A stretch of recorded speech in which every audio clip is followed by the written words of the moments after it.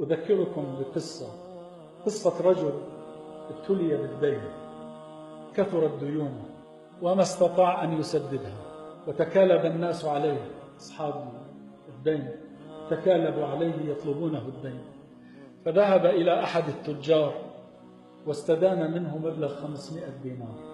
قصة قديمة وليست حديثة، هي مجموع الدين. فقال له التاجر: متى تسدد هذا الدين؟ قال: في الموعد الفلاني. أخذ هذه النقود ووزعها على الدائنين، ولم يبق معه شيء، وازداد حاله سوءا وتراجعا حتى جاء الأجل، أجل سداد الدين، ولم يجد معه ما يسدد به الدين. فجاء إليه صاحب الدنانير وقال له: جاء أجل الدين. قال: والله لا أملك منها شيئا. فاشتكاه إلى القاضي، فجيء به إلى القاضي: لما لا تسدد ما عليك من دين؟ قال: والله لا أملك منها شيئا. فأمر القاضي بحبسه حتى يسدد ما عليه. قال: يا سيد القاضي، أمهلني للغد حتى أذهب إلى عيالي وأخبرهم وأودعهم ثم آتيك.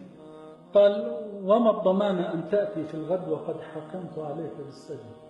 فسكت به وقال: ضمانتي رسول الله صلى الله عليه وسلم، هو ضامن، وإن لم آتي فاشهد علي يا قاضي أني لست من أمة محمد صلى الله عليه وسلم. كان القاضي فيه مسحة من صلاح، وعرف قيمة هذه الضمانة، فتركه على أن يعود في الغد. فذهب هذا الرجل إلى زوجته وقال لها: حكم علي القاضي بالسجن. قالت: وكيف أطلقك؟ قال: أطلقت بضمانة رسول الله صلى الله عليه وسلم. قالت له: وقد ألهمها الله، طالما أن رسول الله صلى الله عليه وسلم هو ضمانتك، فتعال بنا نصلي على رسول الله. فجلسوا يصلون على رسول الله. شوفوا كيف تنفرج الكرب وتنحل العقد. وهم يصلون على رسول الله ناموا، فرأى رسول الله صلى الله عليه وسلم في المنام. قريب يا أخوان، قريب جدا، لكن ننظف قلوبنا سودت من قلة الذكر ومن قلة الصلاة عليه صلى الله عليه وسلم.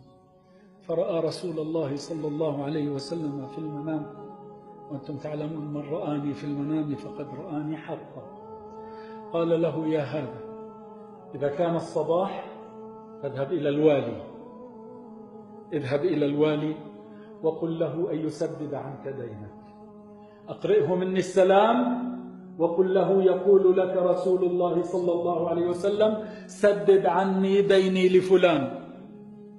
فإن لم يصدقك فقل له: معي علامتان. قال: ما هما يا رسول الله؟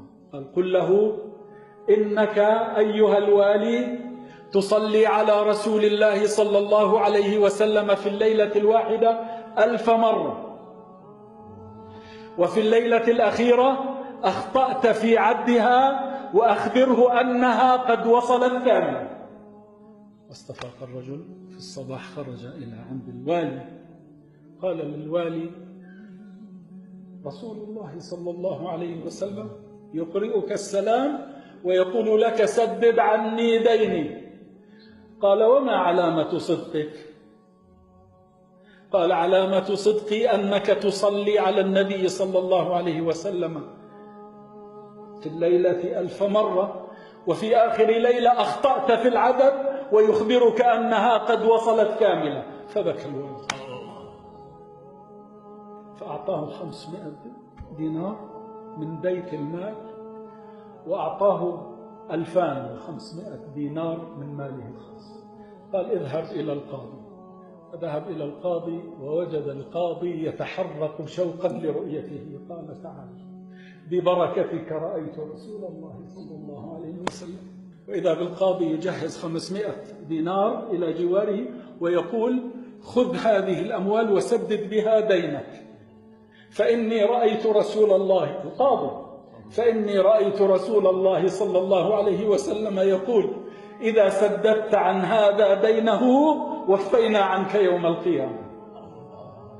وإذا بالباب يطرق، وإذا بصاحب الدين يأتي يقبل الرجل ويقول: تعال ببركتك رأيت رسول الله صلى الله عليه وسلم يقول لي: إذا عفوت عن هذا عفونا عنك يوم القيامة، وهذه ل500 درهم أخرى هي لك.